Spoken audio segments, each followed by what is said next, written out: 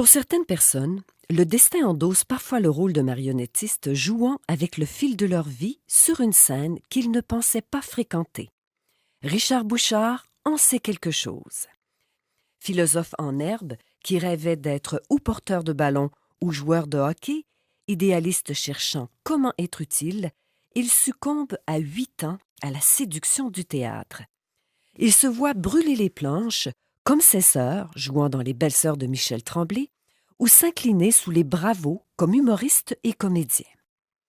Et le voici directeur général et artistique de l'École nationale d'apprentissage de la marionnette du Saguenay, qu'il a fondée en 1990 avec Régent Arsenault, Clermont Lavoie, Jean-Guy Boilly et le très regretté Gabriel Bouchard. Tout commence le 24 avril 1957, à Port-Alfred, alors que Richard vient au monde dans une famille où la musique et le chant agrémentent la vie de 11 enfants. Gabrielle Blackburn, femme au foyer, aime la lecture et les arts.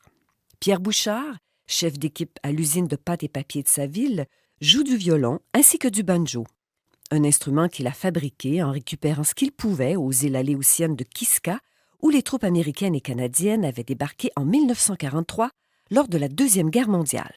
Une inspiration pour son fils qui construira ses premières marionnettes à gaines à partir de matériaux récupérés, fil de fer, papier mâché et bien des objets mécaniques pour les articuler. Après le théâtre amateur de ses jeunes années, Richard compose un premier duo d'humoristes, Talaboum Dié, émule de Paul et Paul, créant des marionnettes à leur effigie. Technique articulée qu'il utilisera pour concevoir un Salvador Dali ainsi que son célèbre Monsieur Boudria. Lors de la production du texte de Marie-Claire Blais, La Belle et la Bête, initié par Lukács, dont les têtes heureuses prendront le relais, Pierre Fortin, professeur et artiste, fait appel à l'expertise de Richard Bouchard, démontrée avec succès dans un de ses précédents spectacles, La Grande Fête, de Richard Desgagnés. Mais cette fois, il s'agit de concevoir 10 marionnettes géantes de 4 à 6 mètres de hauteur, manipulées à vue. Les pièces du puzzle de la destinée se mettent en place. La plus ancienne date de 1974, à l'hôpital de la Baie, alors qu'il anime un atelier de bricolage sur cuir auprès de malades chroniques. Pour les sortir un moment de l'ambiance du centre hospitalier, il organise une croisière sur la Marjolaine, plus près de l'esprit d'un vol au-dessus d'un nid de coucou que de la routine réglementaire. En 1981, il nage en pleine mer ensorcelée. Je suis venu au monde avec les enfants de l'école primaire Saint-Félix d'Otis, auprès de 23 enfants désignés cas problème. Avec eux, il produit un spectacle de marionnettes les incluant dans toutes les étapes de la création. La mer ensorcelée sera jouée devant 12 000 personnes en 16 représentations et fera l'objet d'un reportage à l'émission Femmes d'aujourd'hui de Radio-Canada lors de sa présentation au Vélodrome olympique devant plus de 4 000 spectateurs. Cette magistrale expérience, où l'art de la marionnette se conjugue avec l'approche thérapeutique, sera les prémices à la fondation de l'ENAM. Un colloque sur la marionnette et la thérapie tenu en France en 1982 le convainc d'explorer davantage ce merveilleux moyen d'aider des gens aux prises avec des problèmes de santé mentale.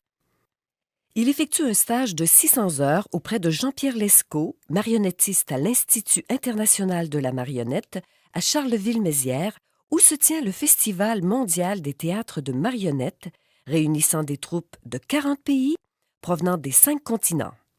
À son retour, avec ses complices de toujours, il crée une troupe de marionnettistes professionnels, le Centre populaire de la marionnette du Saguenay, qui sera très active jusqu'en 1990. Moi qui rêvais alors de jouer les grands classiques du répertoire théâtral et de faire du théâtre expérimental, je me retrouve dans une troupe de théâtre de marionnettes, dans un local situé dans le sous-sol d'un centre de loisirs d'Arvida. Mais, marchant sur mon orgueil et dénichant en moi des ficelles populistes, je me joins à la joyeuse troupe de marionnettistes, tout enjoué et disposé que je suis, alors, à faire de mon mieux avec cet art qui, en fait, ne s'éloigne pas vraiment du théâtre. En septembre 1985, le spectacle environnementaliste Univers, créé avec la collaboration de Dominique Lévesque du Groupe Sanguin, propulse la compagnie en Europe pour une tournée de 2 mois. En parallèle, de 1983 à 1989, Richard Bouchard, directeur général et artistique du CPMS, met tout en œuvre pour réaliser un projet majeur qui deviendra un fleuron de Jonquière, le Festival international des arts de la marionnette. En fait, Charleville a représenté la grande influence qui stimula chez moi tous ces efforts de créer des spectacles et de développer dans la région des activités événementielles. Après 12 éditions spectaculaires, cet événement international bisannuel a déclaré faillite aux grandes dames d'une communauté artistique peu encline à se résigner. Loin de mourir, le FIAM renaît en 2015 sous la direction du Théâtre La Rubrique. Homme de projet, Richard Bouchard sème des idées et les 16 ans font leur œuvre. Après le CPMS, depuis 1990, il contribue à développer l'École nationale d'apprentissage par la marionnette, l'art au service de l'humain. L'ENAM touche tout ce qu'on peut faire avec la marionnette. C'est un médium artistique qui peut aider les gens à se développer et à aller chercher de l'émotion. C'est donc un outil qui touche autant les arts que l'éducation et la santé.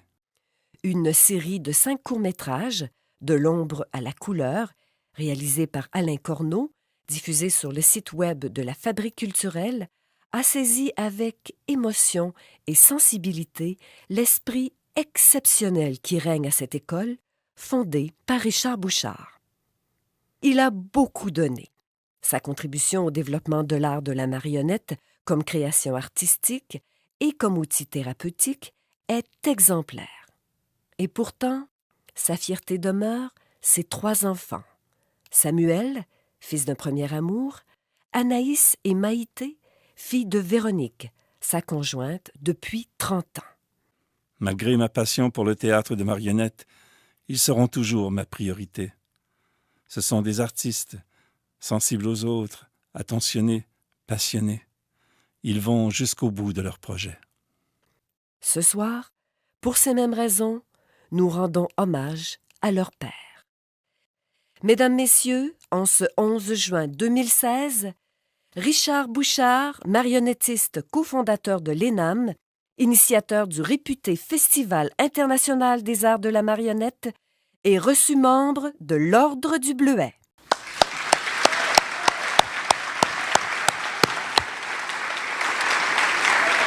Vous savez,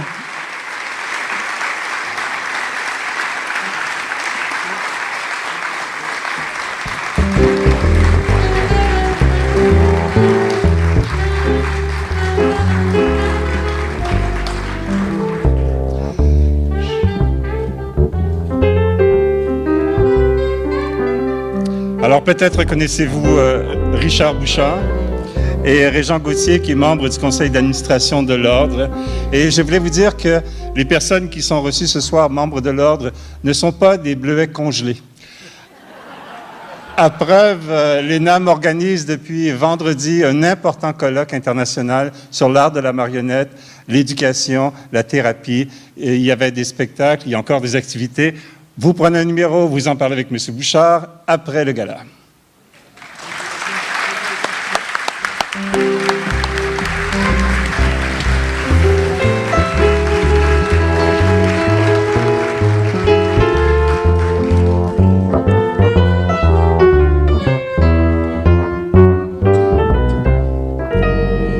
Richard Bouchard est désormais membre de l'Ordre du Bleuet.